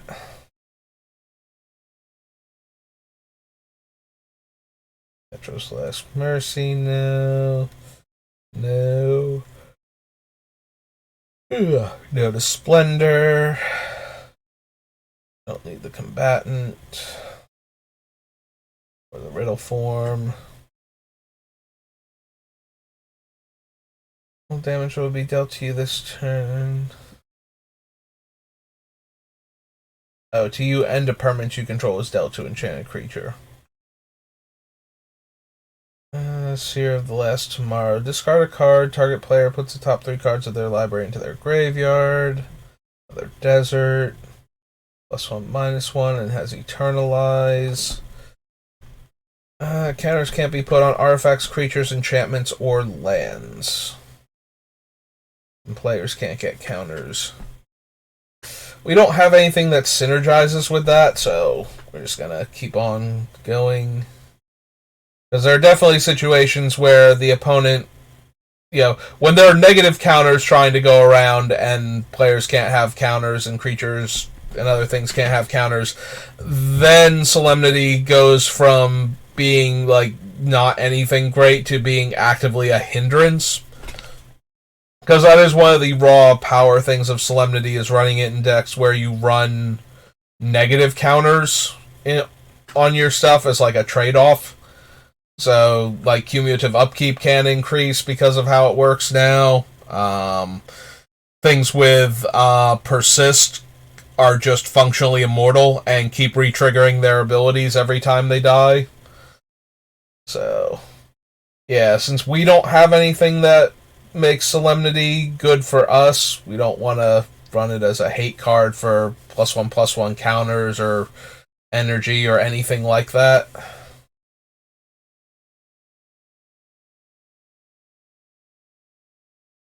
Cycling. That thing. There's a battlefield, 3 brick counters. No. Ugh, excuse me again. Cast an instant or sorcery spell. You may copy that spell and you may choose new targets for the copy. Yeah, no, I think we'd rather just run like one of the artifacts that can copy instants and sorceries if we cared that much. And I don't think that we actually do either. Again, I don't know that we're going to have enough instants and sorceries in the deck. Chrono Sphinx Sovereign. Or another Sphinx enters the battlefield under your control. Reveal the top 4 cards of your library. An opponent separates those cards into 2 piles. Put one of the piles in your hand and the other one in your graveyard. The other Factor Sphinxian. None of those, but there is one more page, even though we're already on the V's. Alright, like 5 different Viziers. Enters the battlefield, search your library for a creature card with Eternalize or Embalm and put in your graveyard. Activate an Eternalize or Embalm ability, draw a card. You may exert it when it attacks. When you exert a creature, tap target creature an opponent controls. Defender, Wall of Forgotten Pharaohs deals 1 damage to target player. Activate this ability only if you control a desert or a desert is in your graveyard. And Woodland Stream. Alright, on to Ixalan then. Where sadly the Immortal Sun can't go into our deck. Well, it can, but it can't copy it because it's legendary. But maybe we'll find some other cool artifacts to copy.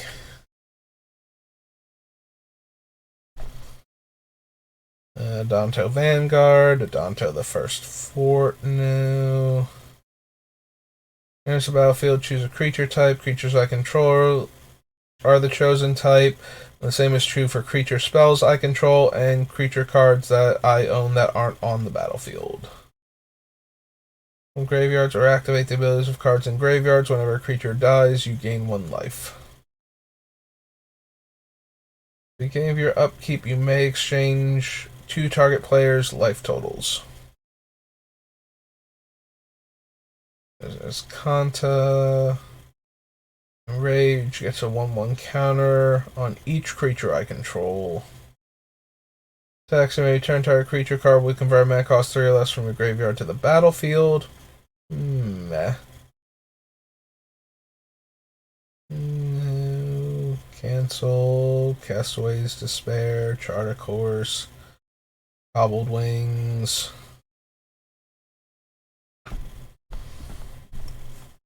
The lands aren't legendary, right? Like, they have the same issue that, what's its name has? Although, we wouldn't get the lands anyway from the tokens, because we can't flip them. So, I don't know why I had to stop and think about whether or not the lands were legendary, since I'm never going to get the lands anyway without liquid metal coating targeting the land, if I really wanted multiple copies of it.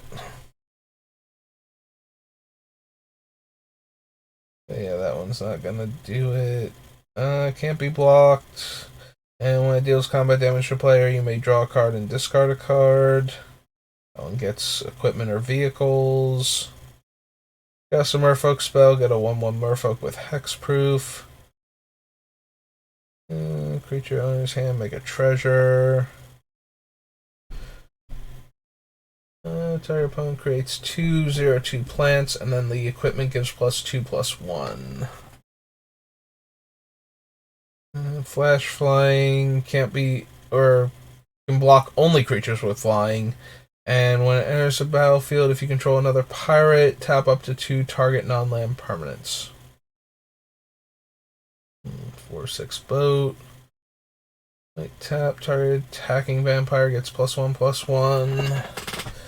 Doesn't untap. Deals 2 damage to target creature or player. Beginning of your upkeep, you may discard a card to untap it. Yeah, the fact that it's 4 tap to deal the 2 damage kind of throws me. Like, we could Unwinding Clock and make copies of this thing, but the mana investment is way too intense to merit that sort of thing, so we're not even going to bother. Explores. Creatures you control get +2/+2 until end of turn. Gain control of target creature with mana cost X. Flying get +1/+1.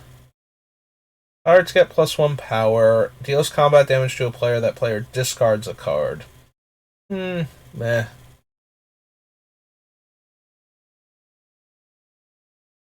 No. Attacks other creatures you control gain double strike until end of turn. No. Up to 2 target creatures to their owner's hand. Oh, this is the one that fetches Jace. Like the Planeswalker deck Jace. So, probably not anything we're going to care about. Enters the battlefield. Target opponent loses 1 life and you gain 1 life, and it taps for colorless. Enters the battlefield. Another target creature you control gets +1/+1 in flying. Has double strike as long as you have a dinosaur. Enters the battlefield, you gain 4 life. Ixalan's Binding. So the Planeswalker deck Jace is +1 draw a card, +1 untap all creatures you control, and gain control of up to 3 target creatures. Meh. One or more creatures you control deal combat damage to a player this turn, draw a card, then discard a card. Makes an illusion with when this creature becomes the target of a spell, sacrifice it, and 2 tokens that are copies of Jace Cunning Castaway, except they're not legendary. Is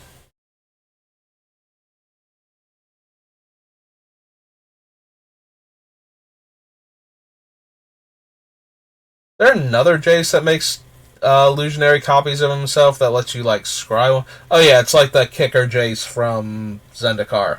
That's the one, for some reason in my head I was thinking that's what this one was, because this one also makes copies of Jace, but... dinosaur spells cost 1 less. Creatures your opponents control enter the battlefield tapped. That target a merfolk you control costs 2 more. And abilities cost 2 more to activate.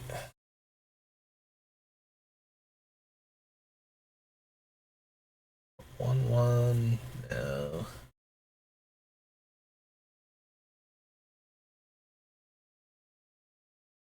Four, 1/7 dinosaur.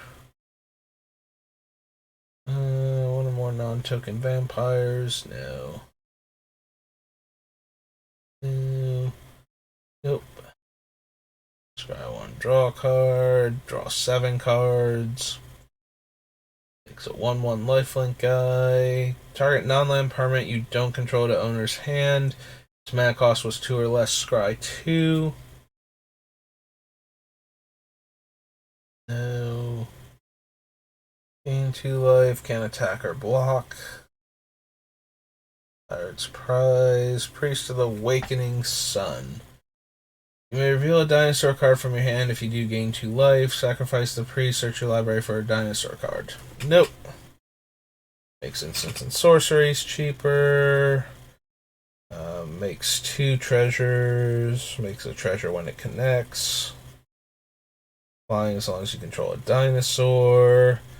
2 vampire tokens. +1/+1 until end of turn and untap them. Ritual of Rejuvenation. You gain 4 life and then you draw a card. Nope. Can't be blocked. Another merfolk enters the battlefield, gets +1/+1. Turn all non-land permanents target player controls to owner's hand. Meh. Or make a treasure. You gain twice X life. Put Sanguine Sacrament on the bottom of your library. Well, owner's library, but you know what I mean. I don't think we need search for Azcanta. Enters the battlefield, scry 1, tap, exile Sentinel Totem, exile all cards from all graveyards. Settle the wreckage. When a creature you control explores, put a 1/1 counter on it. Flying as long as you control another merfolk. It's indestructible, scry 1. Oh, 5 mana, 3/4 flyer, raid. If you attack, draw, then discard a card. Okay. 7 mana, draw 3 cards. Battlefield explores. Battle ability that targets you or a creature you control. Then return to the battlefield under its owner's control. If a pirate was exiled this way, draw a card. 3 flyer. Deals 2 damage to an attacking or blocking creature. 4/3 crew 1. Look at an opponent's hand, then choose a card name. Activate abilities of sources with the chosen name can't be activated unless they're mana abilities.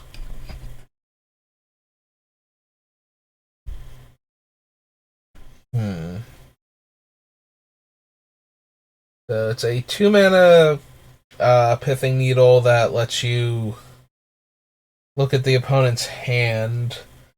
I'm already not running Pithing Needle to clone, so I don't know that I care enough about Pithing Needle that lets us look at the opponent's hand before we decide what we're going to name. And it's only one opponent's hand also, it's not like we get to look at everybody's hand.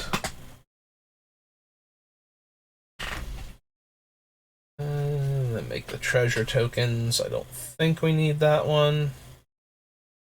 Couple of lands. Deals damage equal to its toughness to target creature blocking or blocked by it. There's a battlefield with a 1/1 counter on it. Draw a card.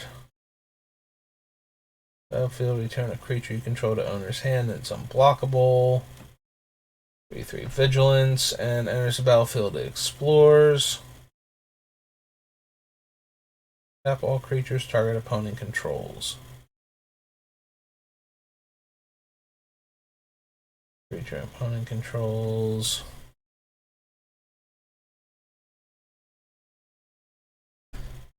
No.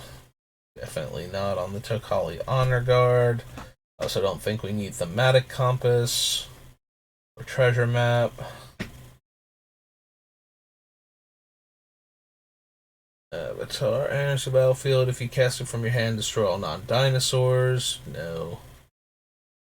Water Trap Weaver enters the battlefield. Tap target creature and opponent controls. That creature doesn't untap. 3/3 Flash Flyer and Woodland Stream again. Alright, so we pop back over here. So nothing from Ixalan. Let's see if we want anything from Rivals.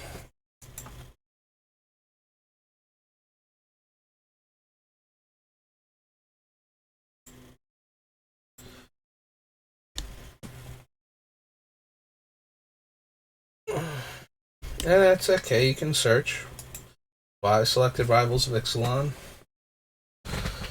You could search for cards from Rivals and tell me if you wanted to, or let me decide if I wanted to run any of them. Target spell. Meh. Can't be blocked. Enters the battlefield. I get 2 hexproof merfolk. Go to that thing. Power toughness equal a number of differently named lands you control. Might actually be interesting if we could clone that, since I'm planning on running so many non-basics. Azor the Lawbringer enters the battlefield. Each opponent can't cast spells, or can't cast instant or sorcery spells during that player's next turn. And when it attacks, you can Sphinx's Revelation. I don't think so. Gateway's legendary. Also, not particularly good to have multiple copies of if we're not able to flip it at all.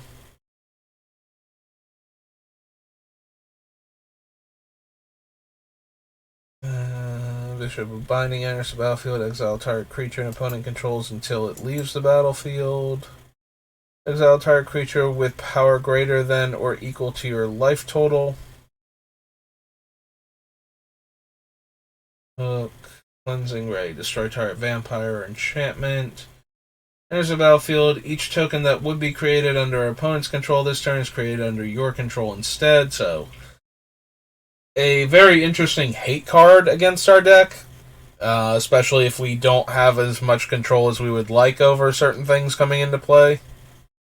Like, normally they cast something like that and we either have to respawn by reactivating Urza or we just don't get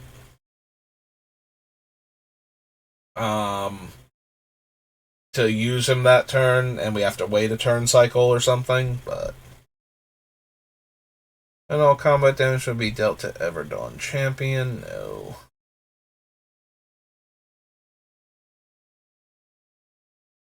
Blessing, we put that permanent on the top of its owner's library instead. 2/3 flyer.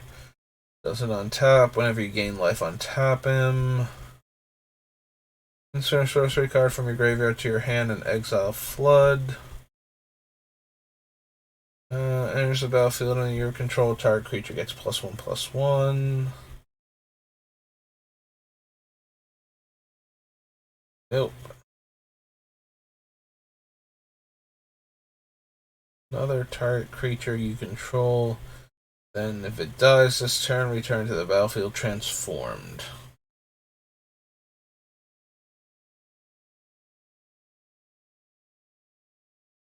Rage. Gain 2 life. Induced Amnesia enters the battlefield. Target player exiles all cards from their hand face down, then draws that many cards. Put into a graveyard from the battlefield. Return the exiled cards to their owner's hand.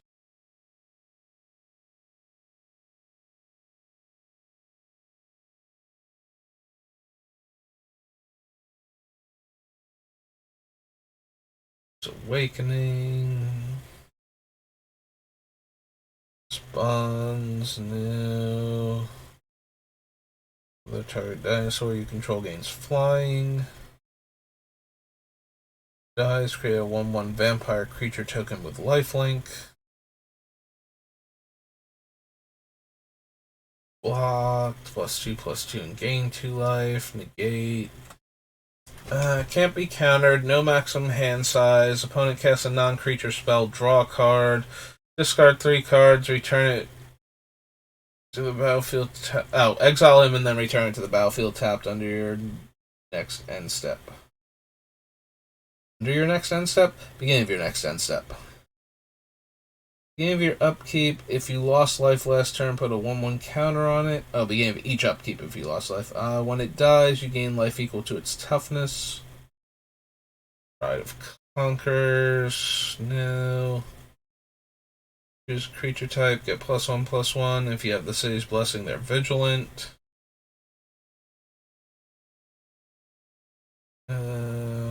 Exile target non-land permanent for as long as that card remains exiled. Its owner may cast it without paying its mana cost. Flying, Ascend. When it attacks, if you have the city's blessing, gets a 1/1 counter. Blocked by dinosaurs. There's a battlefield, draw 3 cards. Oh, this is the living brainstorm guy. Sailor of Means. Who was so good he had to be in both sets. Enters the battlefield, put a 1/1 counter on another target vampire. Creature gets +0/+2 if it's a pirate, otherwise -2 power. You control deals combat damage to a player, draw a card. 2 cards if you have the city's blessing, draw another card. Technically 3 instead. Hey. Alright, can't be the entire spells or abilities. 4 tap, exile gravestone and all cards in all graveyards, and draw a card. Silvergill Adept. 3/2 flying and costs 1 less if you attacked. 2/1 with Ascendant has flying. Chooses any number of creatures they control with total power 4 or less and sacrifices the remainder. It's hexproof and unblockable. 0/3, 3/2 flying hexproof. Each opponent can't cast instants or sorceries during that player's next turn. +1/+1 as long as you have the city's blessing. +1/+1 and has lifelink, and you get a 1/1. 1/+1 in haste. 2/2 vigilance. 2/5 flyer. Has vigilance as long as you control another dinosaur. 2 mana 1/3. 5 mana 3/4. Source would deal damage to another dinosaur you control. Prevent all but one of that damage. There's the Immortal Sun, which being legendary, we don't want to copy.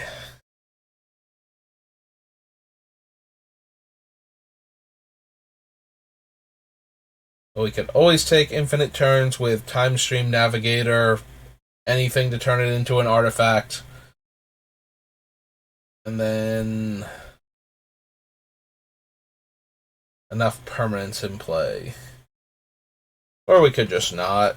We already have other things we can be doing that are basically infinite, so. Exile target creature and opponent controls until Trapjaw Tyrant leaves the battlefield. Attacks target creature defending player controls, loses all abilities, and becomes an 0/1. Enters the battlefield, tap the creature, it doesn't untap. Tulpa is flying, double strike, vigilance, trample, indestructible. Meh. Alright, so that was Rivals. Oh, hey, we're up to Dominaria already. Like, OG return to Dominaria. Alright, let's pop on over there then. And see if there's anything super cool we want to grab. Besides maybe Helm of the Host, so we can make tokens, copies of Urza, and just give all of our things plus infinite. 1 less to cast if you have a wizard and bounces a thing. Adamant Will. 2/1 flyer that can't block. 0/6 defender that can become indestructible. Whenever you cast a historic spell, scry 1. No, I don't think so, but that is true. This is the set with historic. So there are certainly going to be cards. They pay 1 for each of those creatures. Fuddle, Banalish Honor Guard, Marshall, Blackblade Reforged. Blink of an Eye, Blood Tallow Candle. Ugh. No. Scry 2, no. 4/5 hexproof. Has hexproof when enchant permanent leaves the battlefield. If it was historic, draw 2 cards. Nope. Note a dampening sphere. Or an equipment costs 1 less. Enters the battlefield, you may return target artifact from your graveyard to your hand. Whenever you cast a historic spell, this gets a 1/1 counter. I don't think so. I can make a creature indestructible. Cast a historic spell, tap target creature and opponent controls. This is a historic spell, puts the top 2 cards of their library into their graveyard. Draw 2 cards, +2/+2 and first strike. There's the life gain, or life total matters creature.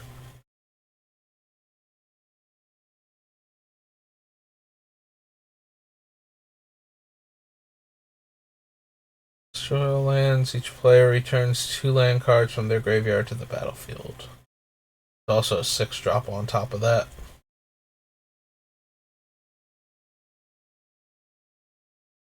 No. Guild Lotus again. Enters the battlefield, you may return another target historic permanent you control to its owner's hand. There's Helm of the Host. Although it's 4 mana to cast and 5 to equip. And Urza is basically the only legendary creature since I've cut most of the other ones or just ignored them because I didn't want to have to deal with this massive mana investment every turn in order to get a token copy of Urza and be able to then clone them afterwards. Yeah, I don't think we actually need that. Or the History of Benalia for that matter. Howling Golem. Manipulator. Embolus's Clutches.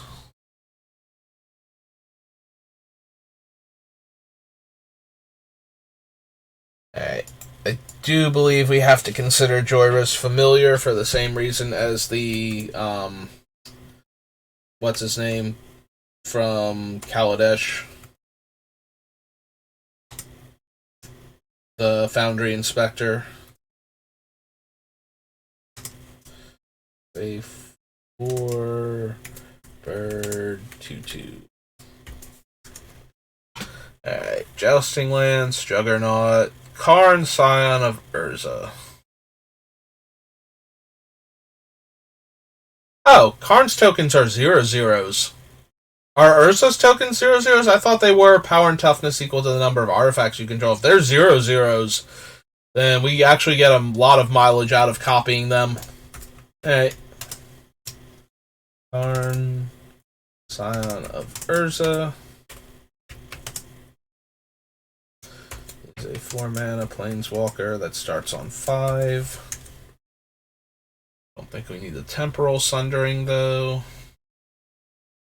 First Strike Hexproof from black. 3/1.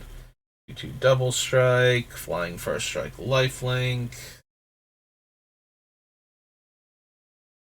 The Memorials. Blue 1 draws 2 cards. White 1 makes 2 1/1 soldiers. Tap target creature opponent controls, it loses its abilities until end of turn. 2/2 lifelink. Self-Replicator. When you cast a historic spell, you may pay 1 to create a token copy of Replicator. I don't think we have enough legendary creatures for Mox Amber. Wizard entering the battlefield causes double triggers. There's a battlefield copy target instant or sorcery spell you control. You may choose new targets for the copy, and other wizards get +1/+1.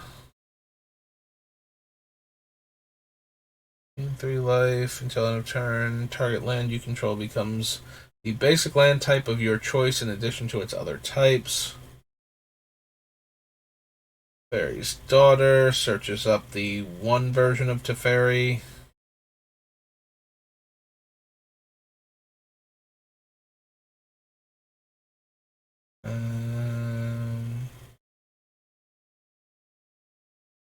I think we need Oath of Teferi to blink anything, and we don't have enough Planeswalkers in the deck for the other ability. Buy 1 draw card. 5/5 Trampler, no. Attacks another target creature, gains flying. Tap add colorless. For each artifact you control, name Power Stone Shard. That's another interesting one, since each time we copy it, it increases the amount of mana. So we make a 1/1 copy of it, and now it taps for 2, and so will the 1/1 eventually. Then we make another one, and now all of them tap for 3. Eventually we can get to the point where the Power Stone Shard itself taps for the mana that we need for Urza. So I guess what I'm saying is I'm going to add this to the list and see if I care by the time we're done, but definitely has a lot of potential to make huge amounts of colorless mana, so we'll just have to see where we're actually at and what we need Historic spells as though they had flash. So it gives all of my artifacts flash. And my legendaries, including Urza if he's off to the side.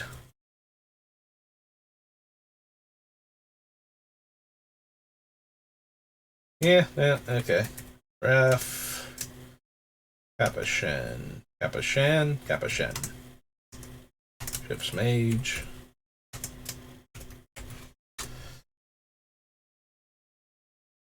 Relic Runner is unblockable if I've cast a historic spell. Permanent eye control to owner's hand. Sack an art, draw a card. Discard a historic card, gains indestructible, seal away. Exile target historic permanent you control. If you do, return that card to the battlefield under its owner's control at the beginning of the next end step. It's a 5 mana 3/3 flash. Pick to make 2 1/1s. Good old Sarah Angel. Yes, this is historic spell gets +1/+1 until end of turn. She has green activation. Prevent 2 of that damage. No. Surveyor. No. If it was kicked, return all creatures to their owner's hand except for merfolk, krakens, leviathans, octopi, and serpents. Tap. Deal 1 damage to target creature or planeswalker. Or, I'm sorry, target player or planeswalker. If that creature is a wizard, deal 2 damage to that target instead and equips for 3.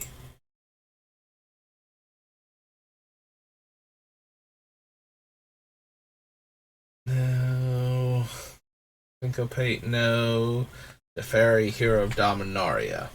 Draw a card, untap 2 lands. Non-land permanent goes 3rd from the top, and whenever you draw a card, exile target permanent an opponent controls.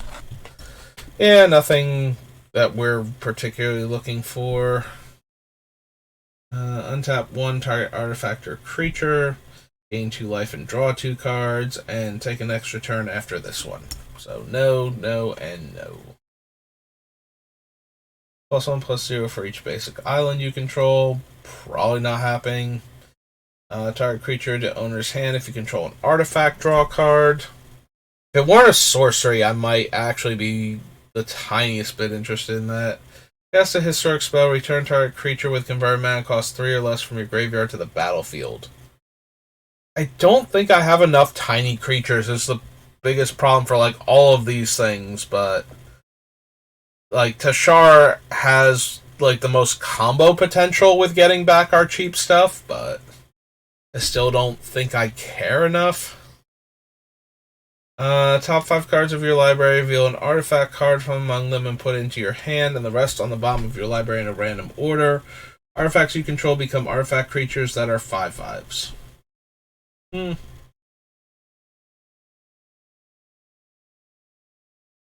Like, it's okay. Not really amazing, though. 4 tap, put a historic permanent card from your hand onto the battlefield. So, Quicksilver Amulet, except for our artifacts. And also works on our legendary creatures. Yeah, I might be down for that. Oops, Temporal Gateway. 1 too many M, 1 too many M's.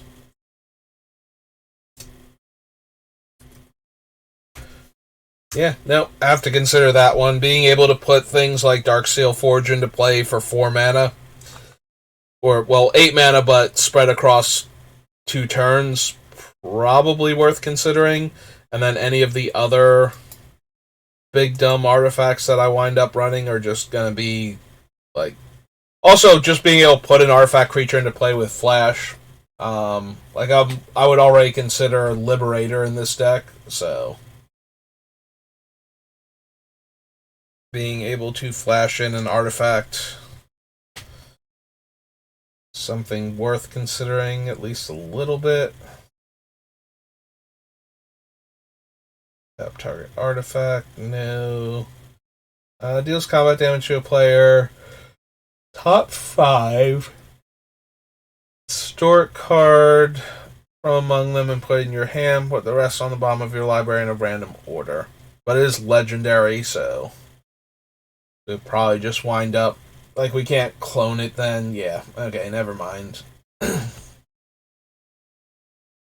Zahid's not a good enough payoff for all the artifacts we're running. And we're back on Guilds of Ravnica. Alright, I've been going for a little over 2 hours now, and I'm starting to get that thing with the eye strain where I'm just staring at the cards and it's making me feel drowsy from trying to read all of the tiny text on the cards. So I think we're going to call it there. Made decent progress. We're up to Dominaria now, and we're closing in on the last of the main sets. Right, we've only got like 3 more years worth of sets. Yeah, no, this one still had Planeswalker decks associated with it, so we still don't need to check for the commander sets yet, but we are getting close to that.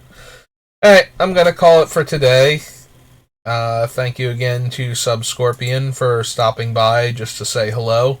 Literally just to say hello, but that's perfectly fine. I appreciate you stopping by and saying hi. Letting me know that people are actually looking at my stream just a little bit. And I will see you all next time. Have a good rest of your day.